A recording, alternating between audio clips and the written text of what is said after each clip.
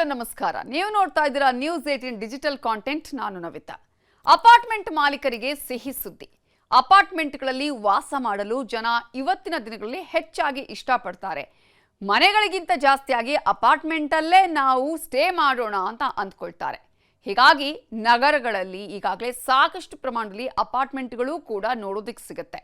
ಪ್ರಭಾವಿ ಬಿಲ್ಡರ್ಸ್ ಕಂಪನಿಗಳು apartment business ಮಾಡ್ತಿವೆ. ಈ ಎಲ್ಲ ಹಿನ್ನೆಲೆಯಲ್ಲಿ ಹೊಸ ಕಾಯ್ದೆಗೆ ಸರ್ಕಾರ ಮುಂದಾಗಿದೆ. 1972ರ ಹಳೆ ಕಾಯ್ದೆಯನ್ನ ಬದಲಾಯಿಸಿದ್ದು ರಾಜ್ಯ ಸರ್ಕಾರದ ಹೊಸ ಕಾಯ್ದೆಯಲ್ಲಿರುವ ಪ್ರಮುಖ ಅಂಶಗಳೇನು? ಈ ಕರ್ನಾಟಕ ಅಪಾರ್ಟ್ಮೆಂಟ್ ಮಸೂದೆ 2025 ಮಾಲೀಕರಿಗೆ ಅನುಕೂಲವಾಗುವಂಥದ್ದು ಏನಿದೆ, ಏನೇನು ಲಾಭ, ಏನಿದೆ ಹೊಸ ಕಾಯ್ದೆ ಅನ್ನುವ ಮಾಹಿತಿ ಕೊಡ್ತೀನಿ. ಆದರೆ ಅದಕ್ಕಿಂತ ಮುಂಚೆ ನ್ಯೂಸ್ 18 ಕನ್ನಡದ ಯೂಟ್ಯೂಬ್ ಚಾನೆಲ್ ಅನ್ನು ಸಬ್ಸ್ಕ್ರೈಬ್ ಮಾಡಿಲ್ಲ ಅಂತ ಹೇಳಿದ್ರೆ ಸಬ್ಸ್ಕ್ರೈಬ್ ಮಾಡಿ, ಲೈಕ್ ಮಾಡಿ, ಶೇರ್ ಮಾಡಿ. ಅಷ್ಟು ಮಾತ್ರ ಅಲ್ಲ, ನ್ಯೂಸ್ 18 ಕನ್ನಡದ ಫೇಸ್ಬುಕ್ ಹಾಗೆಯೇ ಇನ್ಸ್ಟಾಗ್ರಾಮ್ ಪೇಜನ್ನು ಫಾಲೋ ಮಾಡೋದನ್ನ ಮರಿಬೇಡಿ.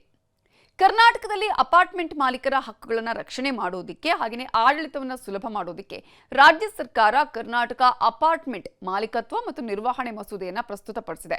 ಹಳೆಯ ಕಾನೂನಿನಲ್ಲಿ ಏನೆಲ್ಲ ಲೋಪದೋಷಗಳಿತ್ತು, ನ್ಯೂನ್ಯತೆಗಳಿತ್ತು, ಅದನ್ನು ತಿದ್ದುಪಡಿ ಮಾಡುವುದರ ಮೂಲಕ ಒಂದಷ್ಟು ಚೇಂಜಸ್ ಕೂಡ ಮಾಡಲಾಗ್ತಿದೆ. ಕರ್ನಾಟಕ ಅಪಾರ್ಟ್ಮೆಂಟ್ ಮಸೂದೆ 2025 ಈಗಾಗಲೇ ಹೇಳಿದಾಗೆ ಸಿದ್ಧಗೊಳಿಸಲಾಗಿದ್ದು 53 ವರ್ಷ ಹಳೆಯ ಕರ್ನಾಟಕ ಅಪಾರ್ಟ್ಮೆಂಟ್ ಮಾಲೀಕತ್ವ ಕಾಯ್ದೆ 1972ಗೆ ಶೀಘ್ರವೇ ಮುಕ್ತಿ ಸಿಗಲಿದೆ. ಈ ಹೊಸ ಕಾನೂನು ಅಪಾರ್ಟ್ಮೆಂಟ್ ಮಾಲೀಕರಿಗೆ ಹೆಚ್ಚಿನ ಅಧಿಕಾರವನ್ನ ಕೊಡುತ್ತೆ ಅನ್ನೋದು ಬಹಳ ಗಮನಾರ್ಹವಾದ ವಿಚಾರ. ಹಾಗಾದ್ರೆ ಈ ಹೊಸ ಕಾನೂನಿನ ಉದ್ದೇಶ ಏನು, ಯಾಕೆ ಅಂತ ಹೇಳೋದಾದ್ರೆ, ಹೊಸ ಮಸೂದೆ ಮೂಲಕ ರಾಜ್ಯದ ಅಪಾರ್ಟ್ಮೆಂಟ್ ಮನೆ ಮಾಲೀಕರ ಹಿತರಕ್ಷಣೆಗೆ, ಹಕ್ಕು ರಕ್ಷಣೆಗೆ ಇದು ಇನ್ನಷ್ಟು ಪುಷ್ಟಿಯನ್ನ ಕೊಡುತ್ತೆ. ರಾಜ್ಯದಲ್ಲಿನ ಅಪಾರ್ಟ್ಮೆಂಟ್ಗಳ ನಿರ್ವಹಣೆಗಾಗಿ ಒಂದು ಸ್ಪಷ್ಟವಾದಂತಹ ರೂಪುರೇಷೆಗಳನ್ನ, ರೂಲ್ಸ್ ಅನ್ನು ಕೂಡ ಇದರಲ್ಲಿ ರೂಪಿಸಲಾಗಿದೆ.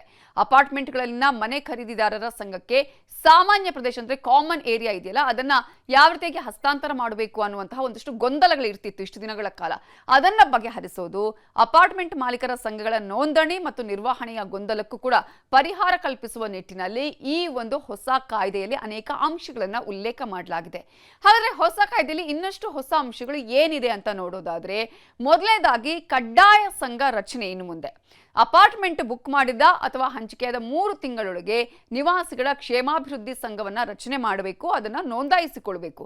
ಸಂಪೂರ್ಣವಾಗಿ ಮಾಲೀಕತ್ವವನ್ನ ಕೊಡುವಂತಹ ವಿಚಾರದಲ್ಲಿ ಕಟ್ಟಡದ ಜಾಗ ಮತ್ತು ಸಾಮಾನ್ಯ ಪ್ರದೇಶಗಳು, ಕಾಮನ್ ಏರಿಯಾ ಅಂತ ಹೇಳ್ತೀವಲ್ಲ, ಅದರ ಒಡೆತನ ಮಾಲೀಕರ ಸಂಘಕ್ಕೆ ಸೇರಿರುತ್ತೆ.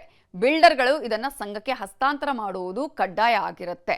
ಇನ್ನು ಹೊಸ ಕಾನೂನಿನಡಿ ಬಿಲ್ಡರ್ಗಳು ಅಪಾರ್ಟ್ಮೆಂಟ್ ಅನ್ನ ಅವಿಭಜಿತ ಕಾಮನ್ ಏರಿಯಾ ಪಾಲಿನೊಂದಿಗೆ ಹಂಚಿಕೆದಾರನ ಹೆಸರಿಗೆ ಸೇಲ್ ಡೀಡ್ ಮಾಡಿಕೊಡಬೇಕಾಗತ್ತೆ. ರೇರಾ ಕಾಯ್ದೆಯ ನಿಯಮ 16ರಂತೆ ಸೇಲ್ ಡೀಡ್ ಕಾರ್ಯಗತಗೊಳಿಸಬೇಕು ಅನ್ನುವ ಉಲ್ಲೇಖವನ್ನು ಕೂಡ ಇದರಲ್ಲಿ ಮಾಡಲಾಗಿದೆ. 1908ರ ನೋಂದಣಿ ಕಾಯ್ದೆಯ ನಿಯಮದಡಿ ನೋಂದಣಿಯನ್ನ ಮಾಡಿಕೊಳ್ಬೇಕು ಅನ್ನುವ ಸೂಚನೆ ಕೊಡಲಾಗಿದೆ. ಅಪಾರ್ಟ್ಮೆಂಟ್ ಹಂಚಿಕೆದಾರರ ಸಂಘ ಏನಾದರೂ ನೋಂದಣಿಯಾಗಿದ್ರೆ ಬಿಲ್ಡರ್ಗಳು ಆಡಳಿತದ ಕಾರ್ಯನಿರ್ವಹಣೆ ಜವಾಬ್ದಾರಿಯನ್ನ ಫ್ಲಾಟ್ ಹಂಚಿಕೆದಾರರ ಸಂಘಕ್ಕೆ ಟ್ರಾನ್ಸ್ಫರ್ ಮಾಡಿಕೊಡ್ಬೇಕಾಗತ್ತೆ.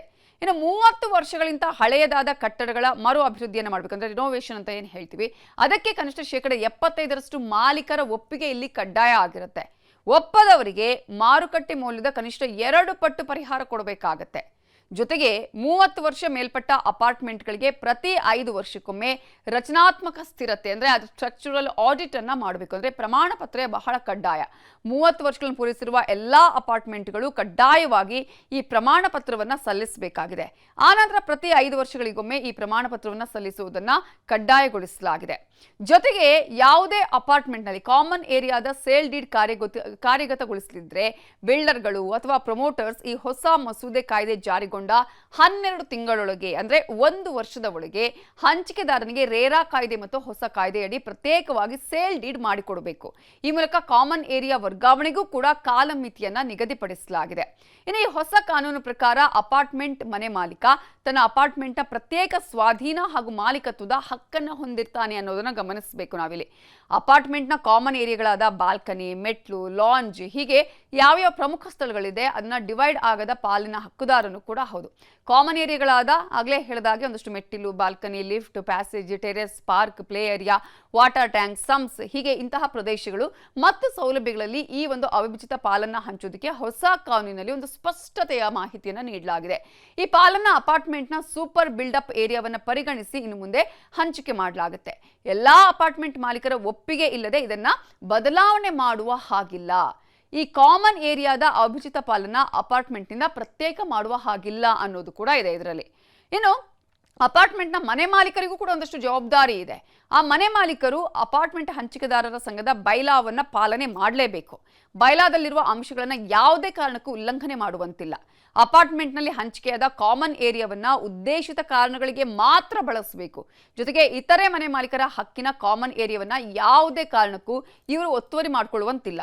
ಪ್ರತಿ ತಿಂಗಳು ಕಾನೂನು ಪ್ರಕಾರ ಏನೊಂದು ಸಂಘ ನಿಗದಿಪಡಿಸುತ್ತೆ ಅಲ್ಲಿನ ಮೇಂಟೆನೆನ್ಸ್ ಕಾಸ್ಟ್ ಅಂತ ಹೇಳಿ ಅದನ್ನ ಪಾವತಿ ಮಾಡಲೇಬೇಕು. ಹಾಗೆ ತಮ್ಮ ಫ್ಲಾಟ್ ನಿರ್ಮಾಣದ ಸಂದರ್ಭದಲ್ಲಿದ್ದ ಸ್ಟ್ರಕ್ಚರ್ ಏನಾದರೂ ಬದಲಾವಣೆ ಮಾಡಬೇಕು ಅಂತ ಹೇಳಿದ್ರೆ ಖಂಡಿತವಾಗ್ಲೂ ಅದು ಸಾಧ್ಯವಾಗುವುದಿಲ್ಲ. ಅಪಾರ್ಟ್ಮೆಂಟ್ನ ಸುರಕ್ಷತೆಗೆ ಯಾವುದೇ ಕಾರಣಕ್ಕೂ ಧಕ್ಕೆ ಬರುವಂತಹ ನಿರ್ಮಾಣ ಕೆಲಸಗಳನ್ನ ಮನೆ ಮಾಲೀಕರು ಮಾಡಬಾರದು ಅಂತ ಸ್ಪಷ್ಟ ವಿಚಾರವನ್ನ ಇಲ್ಲಿ ಹೇಳಲಾಗಿದೆ. ಇದಕ್ಕೆ ಮೀರಿ ನಿರ್ಮಾಣ ಕೆಲಸಗಳನ್ನ ಏನಾದರೂ ಮಾಡಿದ್ರೆ ಅಪಾರ್ಟ್ಮೆಂಟ್ ಸಂಘದ ನೇತೃತ್ವದಲ್ಲಿ ಅದನ್ನ ತೆರವು ಮಾಡುವಂತೆ ನೋಟಿಸ್ ಕೊಡೋದಕ್ಕೂ ಅವಕಾಶ ಇದೆ. ಒಂದ್ ವೇಳೆ ಅದಕ್ಕೂ ಒಪ್ಪಿಲ್ಲ ಅಂದ್ಕೊಳ್ಳಿ, ಆಗ ಸಂಘವೇ ಅದನ್ನ ತೆರವುಗೊಳಿಸಿ ಅದರ ವೆಚ್ಚವನ್ನ ಯಾರು ಅಪಾರ್ಟ್ಮೆಂಟ್ನ ಮಾಲೀಕನಿದ್ದಾನೆ ಅವನಿಂದ ವಸೂಲಿ ಮಾಡೋದಕ್ಕೂ ಕೂಡ ಅವಕಾಶ ಕೊಡಲಾಗಿದೆ. ಇನ್ನು ಸಂಘ ರಚನೆಯಾಗದಿದ್ರೆ ದಂಡವನ್ನು ಕೂಡ ವಿಧಿಸಬಹುದು. ಈ ಹೊಸ ಕಾಯ್ದೆಯ ನಿಯಮವನ್ನ ಕಾರ್ಯರೂಪಕ್ಕೆ ತರಲು ಅಪಾರ್ಟ್ಮೆಂಟ್ ಹಂಚಿಕೆದಾರರ ಸಂಘ ರಚನೆ ಮಾಡಬೇಕು ಅಂತ ಸೂಚಿಸಲಾಗಿದೆ. ಅಪಾರ್ಟ್ಮೆಂಟ್ ಬುಕ್ ಮಾಡಿದ 3 ತಿಂಗಳೊಳಗೆ ನಿಗದಿತ ನಮೂನೆಯಲ್ಲಿ ಕಾಯ್ದೆಯಡಿ ಸಕ್ಷಮ ಪ್ರಾಧಿಕಾರ ಸಂಘವನ್ನ ನೋಂದಣಿ ಮಾಡಬೇಕು. ಬಿಲ್ಡರ್ಗಳು ಪ್ರಮೋಟರ್ಗಳ ಜಂಟಿ ಹೊಣೆಗಾರಿಕೆ ಆಗಿದೆ. ಇನ್ನು ಈ ಸಂಘದ ಹೊಣೆಗಾರಿಕೆ ಏನು ಅಂತ ನೋಡೋದಾದ್ರೆ ಅಪಾರ್ಟ್ಮೆಂಟ್ ಸಂಘಗಳು ಕಾಮನ್ ಏರಿಯಾದ ನಿರ್ವಹಣೆ ಮಾಡಬೇಕು.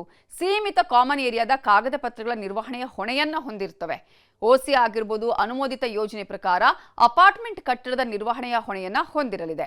ಇನ್ನು ಈ ಒಂದು ಮಸೂದೆಯ ಕರಡನ್ನ ರಾಜ್ಯ ಸರ್ಕಾರ ಈಗಾಗಲೇ ಸಿದ್ಧಪಡಿಸಿದೆ. ಮುಂದಿನ ಅಧಿವೇಶನದಲ್ಲಿ ಇದು ಮಂಡನೆ ಆಗುವ ಸಾಧ್ಯತೆ ಇದೆ. ಆಗ ಏನೇನಾಗುತ್ತೆ, ಯಾವೆಲ್ಲ ಬದಲಾವಣೆಗಳು ಆಗುತ್ತೆ, ಇದರಿಂದ ಅಪಾರ್ಟ್ಮೆಂಟ್ನ ಮಾಲೀಕರಿಗೆ ಏನೆಲ್ಲ ಲಾಭ ಆಗುತ್ತೆ ಅನ್ನೋದು ಗೊತ್ತಾಗುತ್ತೆ. ಇದುವೇ ಹೊತ್ತಿನ news 18 digital content. Thank you. ನಿರ್ಭೀತ, ನಿಷ್ಪಕ್ಷಪಾತ, ವಿಶ್ವಾಸಾರ್ಹ ಸುದ್ದಿಗಳಿಗೆ ಹೆಸರಾಗಿರುವ ನ್ಯೂಸ್ 18 ಕನ್ನಡ ಈಗ ಆಪ್ನಲ್ಲೂ ಲಭ್ಯವಿದೆ. ದಯವಿಟ್ಟು ಇಲ್ಲಿರುವ QR ಕೋಡ್ನ ಸ್ಕ್ಯಾನ್ ಮಾಡಿಕೊಂಡು ಆಪ್ ಡೌನ್ಲೋಡ್ ಮಾಡೋದಕ್ಕೆ ಮರಿಬೇಡಿ. ನಿಮ್ಮ ಬೆಂಬಲ ಹೀಗೆ ಸದಾ ನಮ್ಮೊಂದಿಗಿರಲಿ. ಧನ್ಯವಾದ.